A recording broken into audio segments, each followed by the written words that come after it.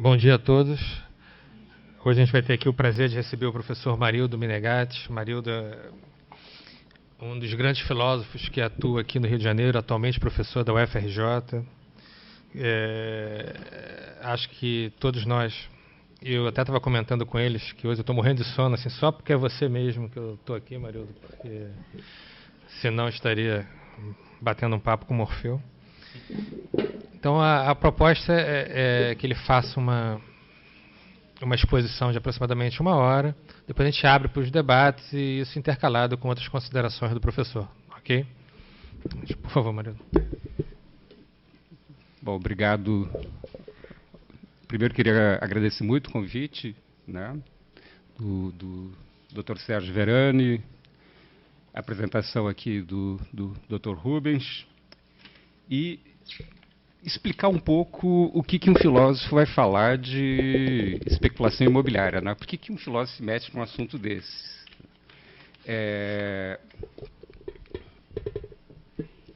Porque, se vocês observarem, não tem sido, pelo menos, um papel da filosofia ser especializada em moradia, ou luta pela moradia, e tampouco é um papel da filosofia falar sobre a crise mundial, né?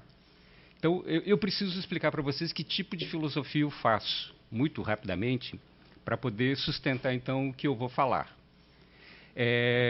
Eu parto de um conceito do Jean-Paul Sartre, em que ele falava que o papel do intelectual numa tradução livre, é meter o seu bedelho em todos os temas que dizem respeito à existência humana, né? E me parece que, sob o ponto de vista da nossa existência presente, nada seja mais significante do que a crise das cidades, né, e a crise mundial, que é uma decorrência, ou a crise das cidades é uma decorrência da crise mundial. Eu faço isso, em geral, em cima de um conceito que eu venho trabalhando já há muito tempo, né? Essa, sim, eu poderia dizer que é a minha especialidade, se é que eu posso chamar isso de uma especialidade. Eu trabalho com uma conceitualização da regressão social. Eu trabalho com a ideia, né, que nós vivemos um tempo histórico, mais adiante eu explico isso um pouco melhor para vocês, né, que é um tempo de regressão social. E eu tento dar conta, né, dessa regressão social na chave do conceito de barbárie. Estou chutando alguma coisa aqui. Então essa é o meu lugar e o ponto de partida da nossa conversa. Segundo, no título, eu coloquei para uma crítica dialética do direito. Eu vou falar muito pouco do direito. Aliás, eu vou fazer de conta que o direito está pré-suposto, né? E o pressuposto do direito aqui são vocês. Portanto, eu vou fazer uma exposição que os implicará, né? Mas a implicação do direito, ela vai ficar presente apenas na nossa conversa. Só para lembrar um pouco que as abordagens dialéticas do direito, elas começam com Hegel, né? Ele tem uma obra que, para a filosofia, essa obra ela é um verdadeiro enigma, como quase tudo que o Hegel produziu, né? Por quê? Porque ele escreve um livro chamado Filosofia do Direito.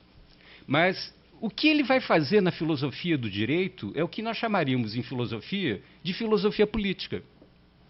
E o que o Hegel faz na filosofia do direito? Ele tenta nos mostrar que o direito não é um fenômeno em si, dentro da linguagem hegeliana. Ele não tem vida própria, né? É que o direito, apesar de ter uma determinada autonomia, ele está inserido num determinado tempo histórico e numa sociedade, né? E o Hegel vai nos mostrar como a sociedade moderna se constitui a partir justamente, né, dessa fórmula em que o direito se torna um aspecto muito importante da sua estabilidade e que realiza o que para o Hegel era uma coisa muito importante.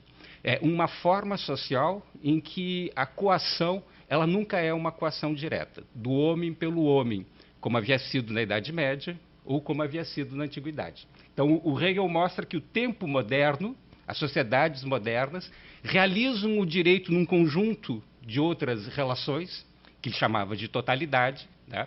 E nessa totalidade, o direito pressupõe na sociedade moderna uma centralidade, porque a dominação nessa sociedade não é realizada através da coação pessoal, domínio do homem pelo homem.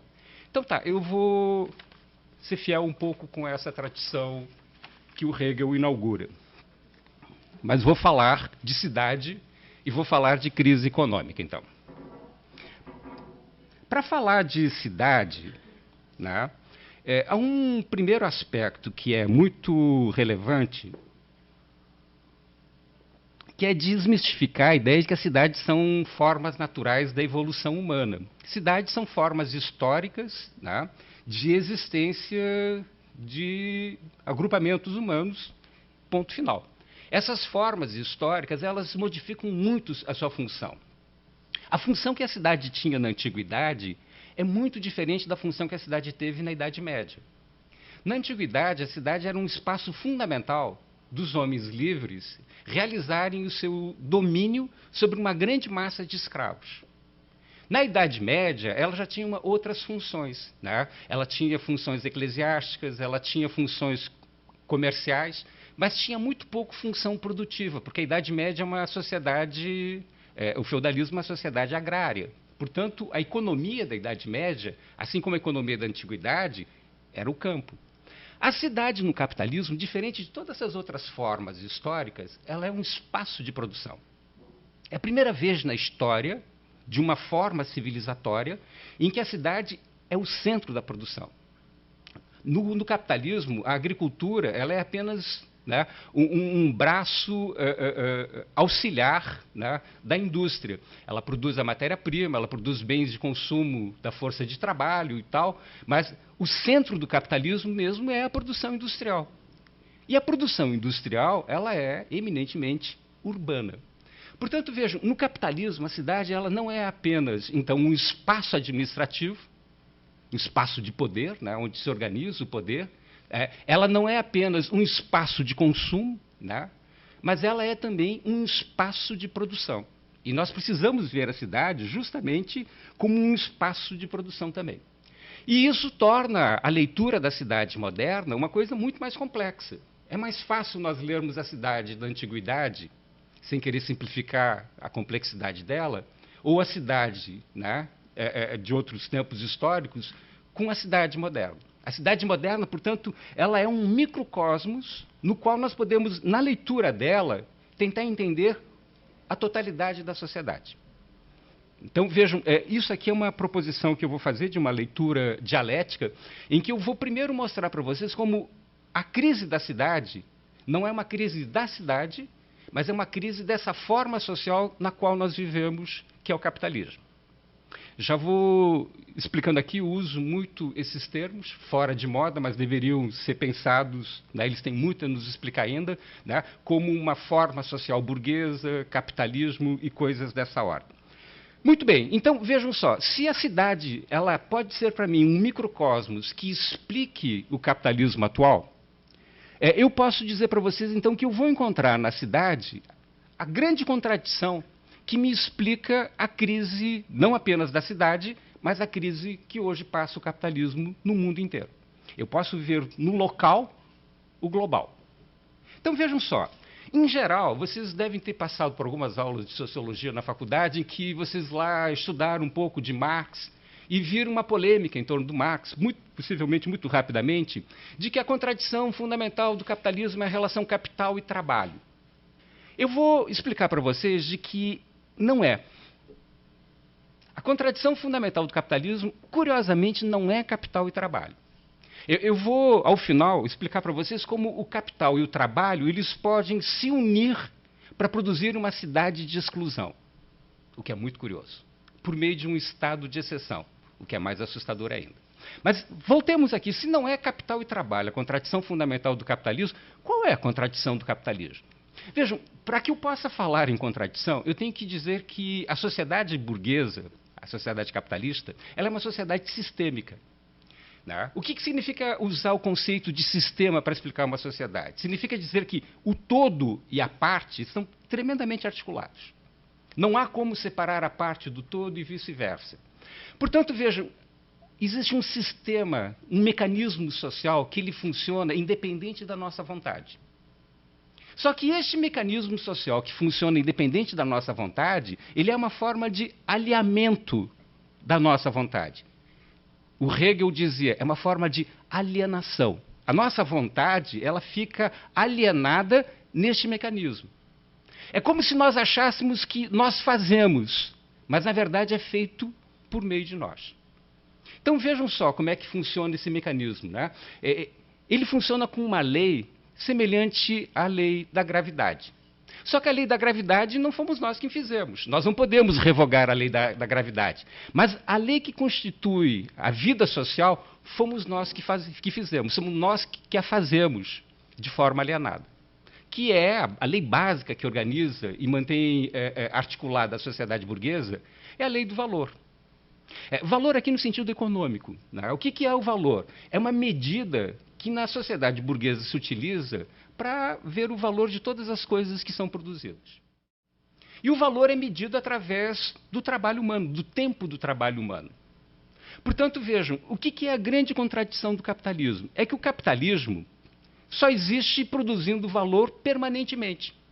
Quando o capital para de produzir valor, ele entra em crise, ele se autodestrói. Capital parado é capital morto. Portanto, o capital precisa o tempo inteiro ter um horizonte diante dele, uma perspectiva diante dele de produção de valor. Só que para o capital produzir valor, ele também precisa fazer isso em competição.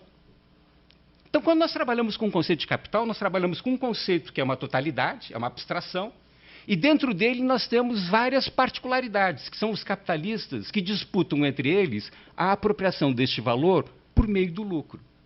Ora, de que modo eu posso me apropriar de um lucro maior do que o meu concorrente? É diminuindo a quantidade de força de trabalho que eu utilizo na produção do meu produto. Portanto, vejam, os capitalistas precisam o tempo inteiro reduzir aquilo que produz valor, que é o trabalho humano. E como é que se reduz o que produz valor? Desenvolvendo a técnica. Tecnologias cada vez mais avançadas. Então, se vocês olharem um pouco para a história do capitalismo, a história mais recente nos mostra que o capitalismo passou por uma larga transformação tecnológica em que ele poupou demasiadamente trabalho humano. Mas isso não é uma escolha. Como eu falei para vocês, é um mecanismo. É ele que atua por meio de nós, e não o inverso.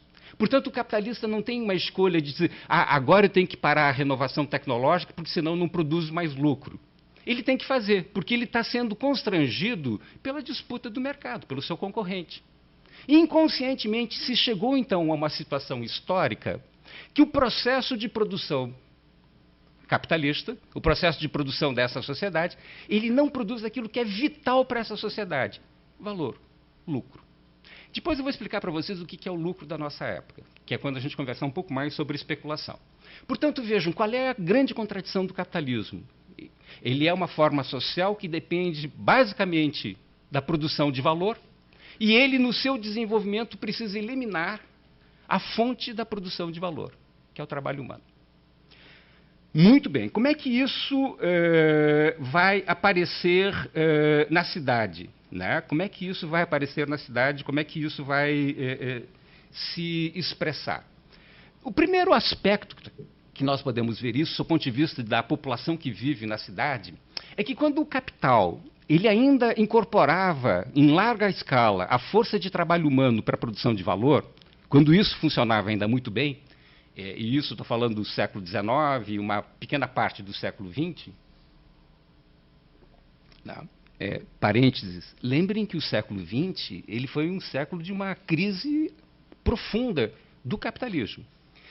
Hoje em dia, né, se vocês observarem, ontem completaram 100 anos do início da Primeira Guerra Mundial, hoje em dia um bom historiador ele vai explicar, né, para nós que de 1914 até 1945 nós temos um período que ele tem uma unidade interna.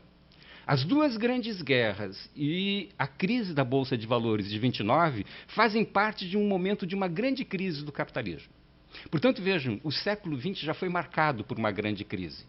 Então, fechando parênteses aqui e voltando para o meu argumento. Quando o capitalismo funcionava razoavelmente bem, ele precisava incorporar permanentemente força de trabalho no processo de produção. Com isso, ele aumentava a produção de valor, o lucro, a acumulação de capital, e este processo, que é um mecanismo de difusão, ele se espalhava pelo mundo inteiro. Ora, com este momento de trava deste processo, desse mecanismo, trava mesmo porque ele começa a entrar em crise, né? O capital não precisa mais de todos os braços humanos para produzir valor. Aliás, ele precisa de muito pouco dos braços humanos para a produção de valor. Então, há um conceito em economia que se chama exército industrial de reserva. O que esse conceito explicava? Ele dizia o seguinte, né? Há uma formação de uma massa humana que o capital utiliza como força de trabalho segundo as suas necessidades. Um núcleo desse exército industrial ele utiliza permanentemente. São os trabalhadores mais qualificados, que funcionam o tempo inteiro, mesmo quando a economia não está nos seus pontos altos de crescimento. Há uma parte deste exército industrial que o capital incorpora nos momentos de crescimento econômico.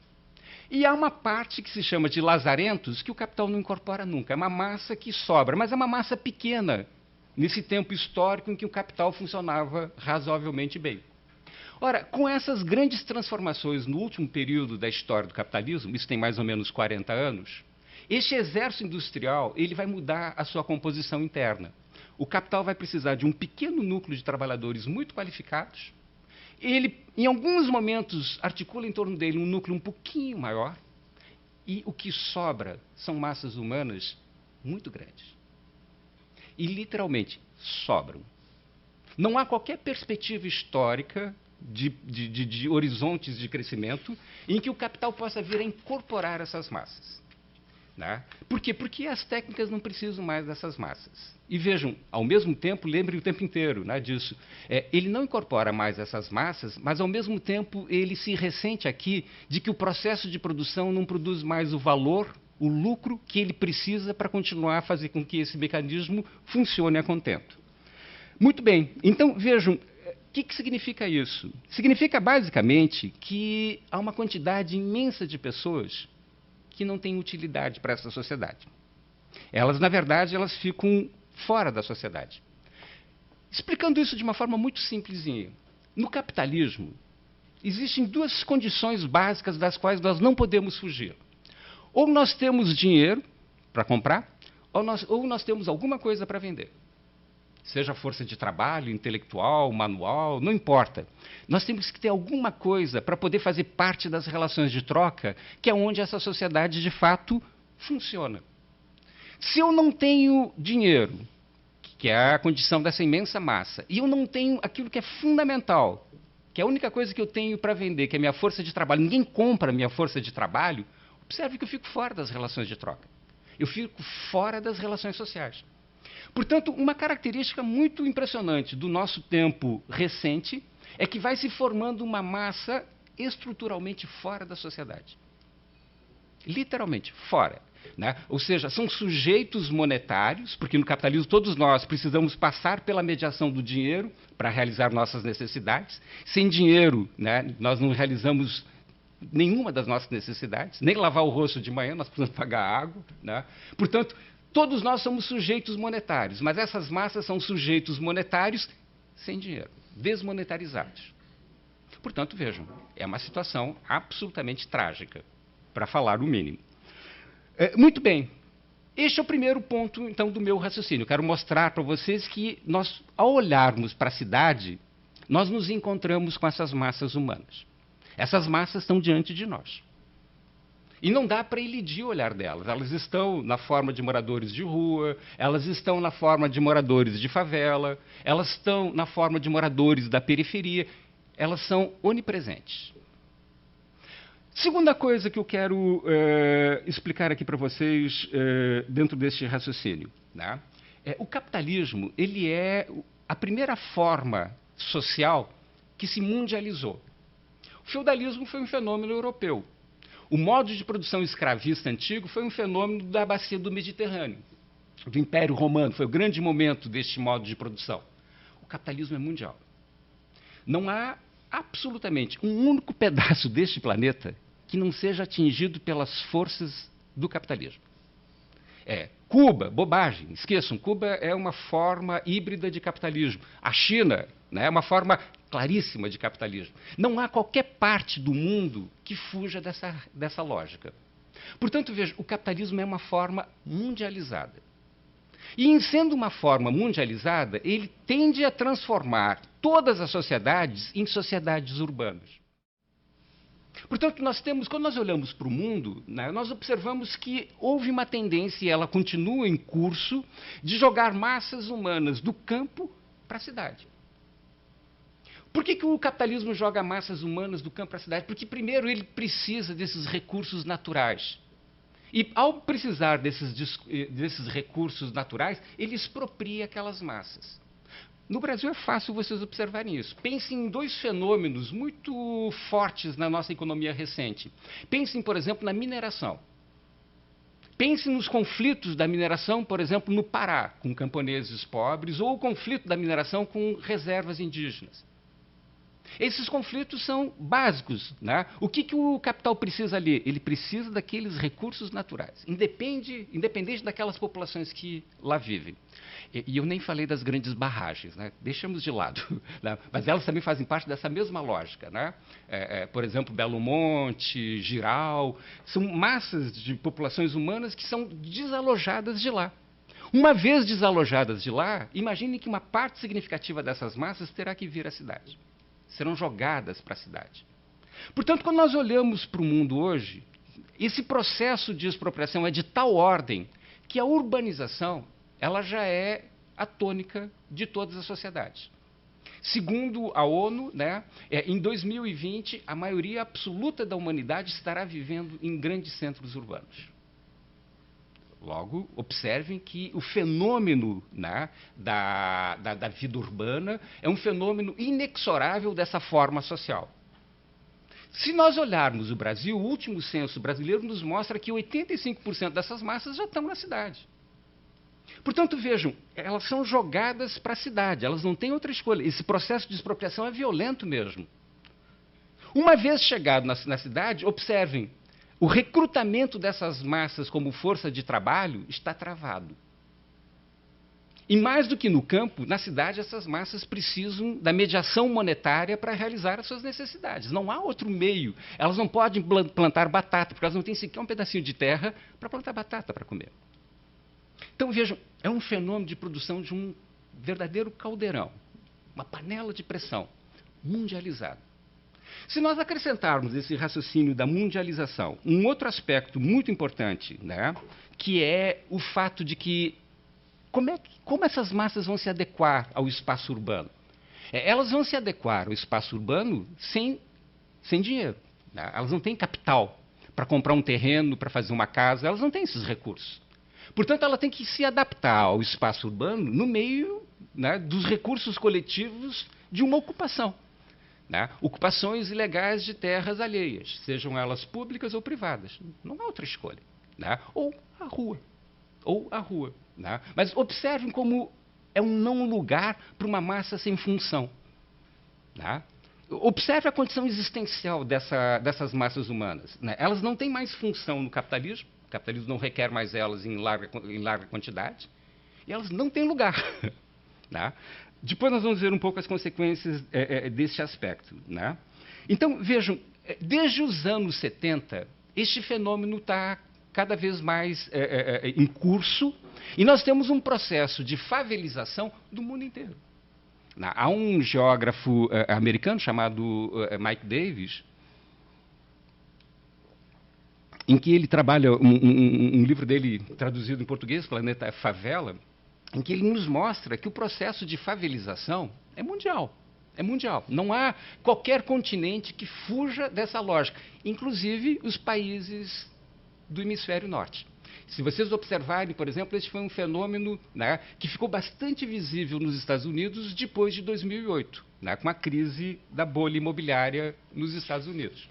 Então, vejam, que fenômeno nós temos diante de nós? Né? Nós temos uma situação em que essas massas impelidas para a cidade, né, elas não têm lugar nem função.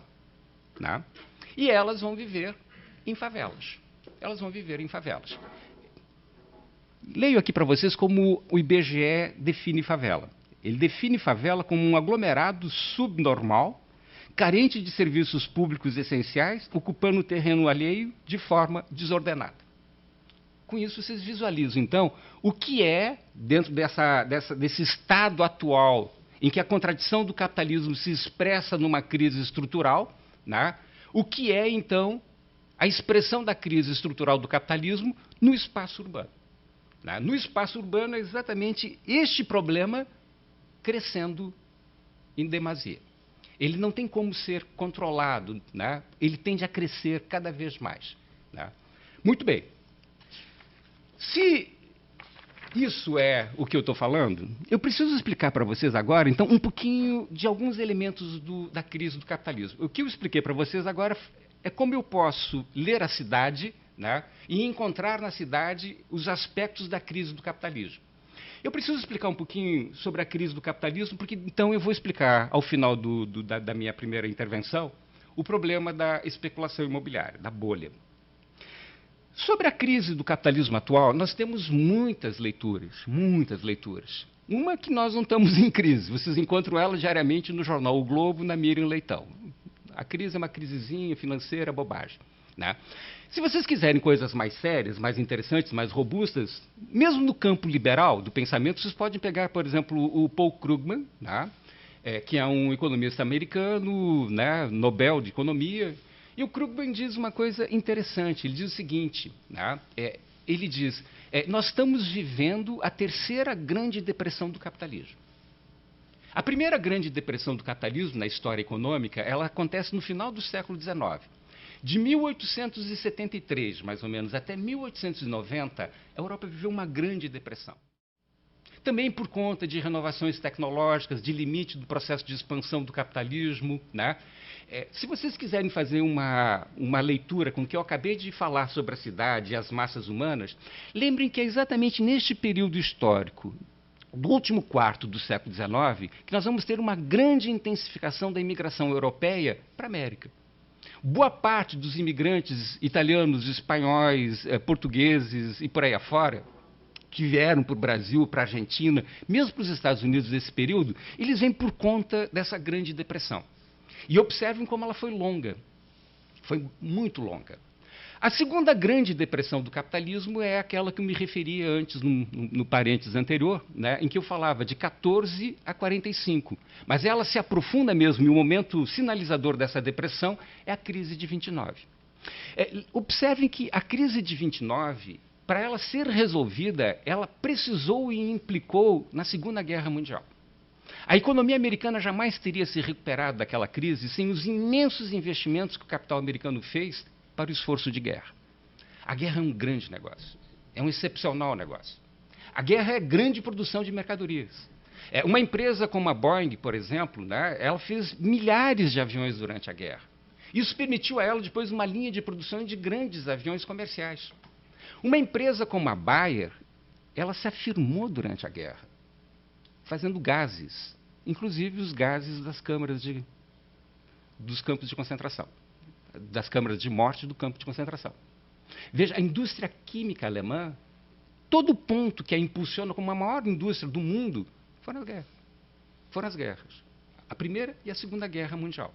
Portanto, vejam, nesse processo de ampla destruição, é para o capital também um processo de ampla produção. O que destrói também permite a ele acumular. Então, vejam, a Segunda Grande Depressão Mundial, ela levou um largo período para ser superada. Sob o ponto de vista da história da economia, nós só podemos dizer que a depressão foi superada a partir dos anos 50, do século XX. E o Paul Krugman, ele diz, entramos na terceira grande depressão do capitalismo. Entramos. Estamos na porta do inferno. É um pensador liberal, hein? É um pensador liberal, conselheiro do Partido Democrata Americano. Né? Eu vou pegar outras teorias mais consistentes. Deixem o Krugman de lado, vocês podem encontrar qualquer texto dele. Eu creio que ele anda escrevendo na Folha de São Paulo, no jornal Valor Econômico. As obras dele, algumas são publicadas em português. Peguemos outro grupo de autores que tem uma teoria sobre a crise um pouco mais consistente, ou mais consistente que essa. Eu vou citar aqui dois americanos de novo. Um é o David Harvey, que é um professor da Universidade de Nova York, da cidade de Nova York, né? E o outro é o Robert Brenner. Né? que também é um historiador formado por Princeton e atualmente ele é editor de uma revista, né? Qual é a tese desses dois autores americanos? Eles dizem o seguinte, ó, nós estamos numa crise muito grave do capitalismo. O que nos explica essa crise? Dois fenômenos articulados, um articulado no outro. Primeiro fenômeno, superprodução, diz o Robert Brenner. O que é a superprodução?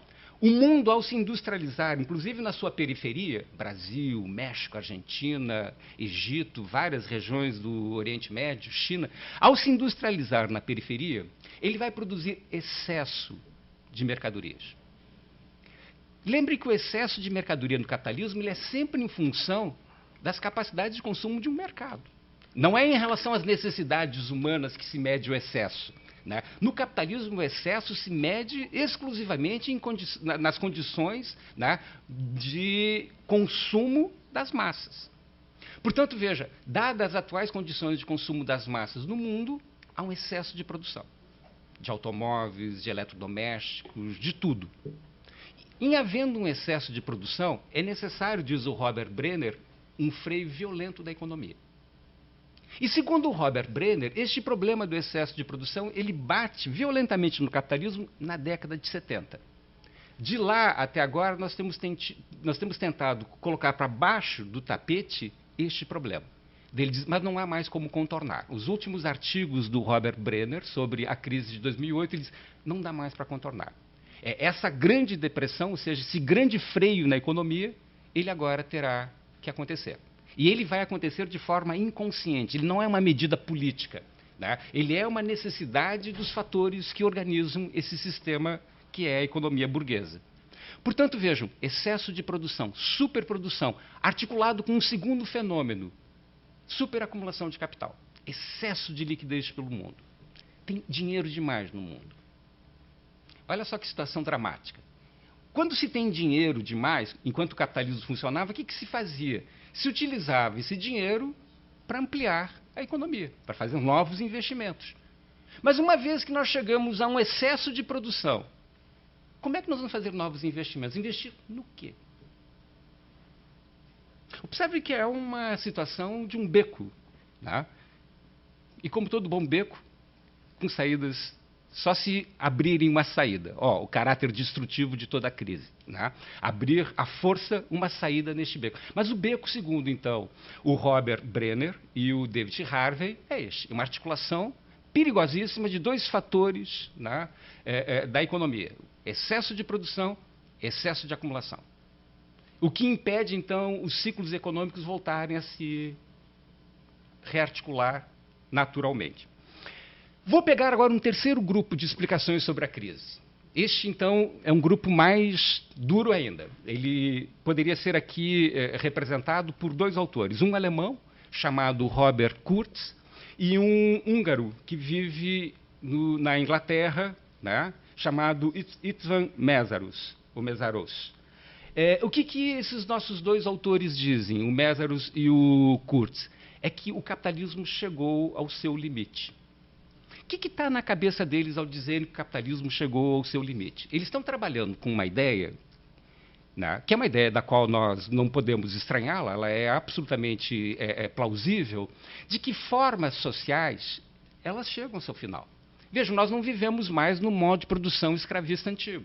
Ele colapsou. A queda do Império Romano foi um colapso de uma forma social. Nós não vivemos mais no feudalismo, na Idade Média. O feudalismo colapsou também. E o capitalismo, como todas as formas sociais, ele tem um tempo histórico. Como todas as formas sociais anteriores, ele tem contradições. O que levou ao modo de produção escravista ao seu colapso? É que a contradição interna do escravismo antigo chegou a um limite. Qual era a contradição interna do escravismo antigo? Ora, uma massa crescente de homens se produzia como homens livres. A quantidade de pessoas que viviam no ócio, por exemplo, em Roma, era crescente. Para que era possível sustentar essa massa de pessoas ociosas, era necessário permanentemente repor um plantel de escravos. Chegou um certo momento em que essa equação não funcionava mais. A massa de escravos, para sustentar essa quantidade de pessoas ociosas, ela tinha que ser de tal ordem que o Império Romano, apesar de toda a sua grande máquina de guerra, ele era incapaz de repor. Ele era incapaz de repor essa massa de escravos permanentemente para sustentar essas massas ociosas. Portanto, vai chegar um momento que começa a entrar em decadência essa forma social, e essa lenta decadência chegará a um momento em que ela colapsará. Foi o que aconteceu, então, com o escravismo. O que diz o Robert Brenner, perdão, o que diz o Robert Kurtz e o Meszaros? Eles dizem, a contradição do capitalismo, principalmente aqui a ideia do Kurtz, que é exatamente essa necessidade permanente de acumular valor, chegou ao seu limite. O capital que funciona produzindo valor, acumulando valor, ele eliminou a sua galinha dos ovos de ouro. E isso foi inconsciente, não foi um cálculo, né? Porque é uma sociedade alienada. Ela não faz isso de caso pensado. Ela faz. Tá? E uma vez feito, vejo, inconscientemente nós nos deparamos com este limite dessa forma social. Por isso que essa crise é vivida de forma tão dramática, ela é vivida de forma tão destrutiva. É porque nós achamos que essa sociedade é naturalmente a sociedade que os seres humanos podem criar. Nós achamos que não há outra forma social distinta dessa. E como nós não imaginamos uma outra forma social distinta dessas, nós temos que olhar para essa crise apenas como um momento. O Kurtz e o Meszaros estão dizendo, não é um momento. Essa crise ela não desaparecerá mais. O capitalismo, a partir de agora, ele é essa lenta agonia numa crise das suas contradições internas.